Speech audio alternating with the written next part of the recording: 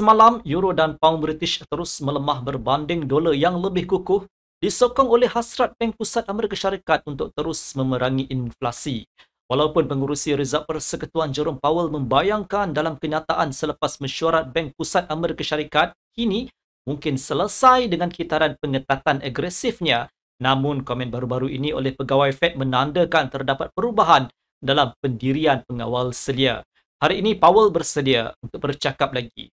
Perlu diberi perhatian bahawa beliau menunjukkan nada yang lebih dovish, manakala penggubal dasar lain semakin berpecah dan terbahagi kepada dua kem. Kumpulan yang pertama yang memihak kepada pendekatan bergantung kepada data untuk kenaikan kadar faedah masa depan, dan kumpulan satu lagi yang menyokong penamatan kenaikan kadar faedah yang agresif. Jadi ucapan Ketua Fed hari ini akan memberikan para pedagang dengan lebih jelas tentang masa depan dasar monetary bank pusat itu. Jika Powell sekali lagi mengambil pendekatan yang lebih lembut, euro dan pound British berkemungkinan besar akan meneruskan kenaikan. Sekiranya kenyataan beliau menunjukkan keperluan untuk menunggu dan mengumpul lebih banyak data sebelum memutuskan sama ada ekonomi memerlukan sekatan keuangan selanjutnya, aset berisiko mungkin akan terus tertekan. Selain itu, kalender makroekonomi hari ini termasuk data tentang harga pengguna Jerman. Menurut anggaran, inflasi tahunan di Jerman mencatatkan 3.8% pada bulan Oktober, turun daripada 4.5% pada bulan September. Tanda-tanda inflasi yang mereda mungkin membebankan euro, tetapi keadaan pasaran tidak mungkin berubah secara mendadak. Tambahan pula, Itali dan kawasan euro akan mengeluarkan statistik jualan runcit untuk bulan September. Walau bagaimanapun, laporan ini tidak akan memberi kesan yang teruk terhadap sentimen pasaran. Pedagang juga mungkin memberikan perhatian terhadap ucapan oleh ahli Fed dan ECB serta mesyuarat Eurogroup. Sekarang mari kita beralih kepada analisis teknikal. Menurut carta euro US dollar 1 jam, pulse breakout di 1.0703 akan mencipta isyarat jualan yang kukuh, kemudian membawa harga turun sehingga 1.0667, 1.0642 dan 1.0616.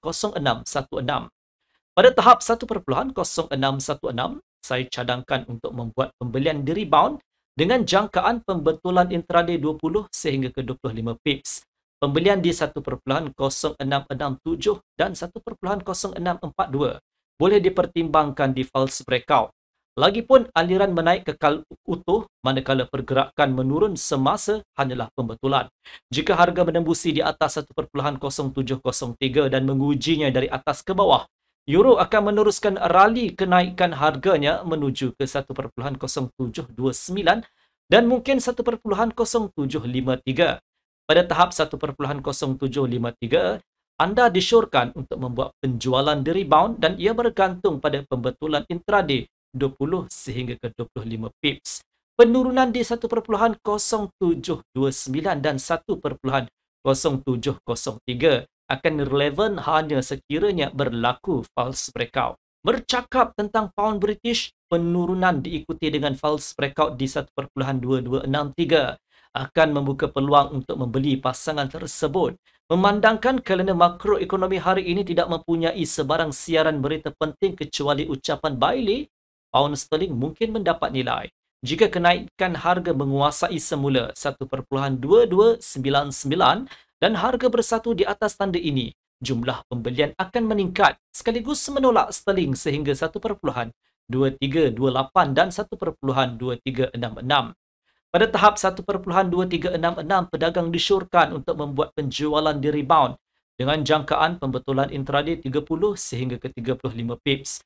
Penjualan di 1.2299 dan 1.2328 boleh dipertimbangkan hanya di false breakout.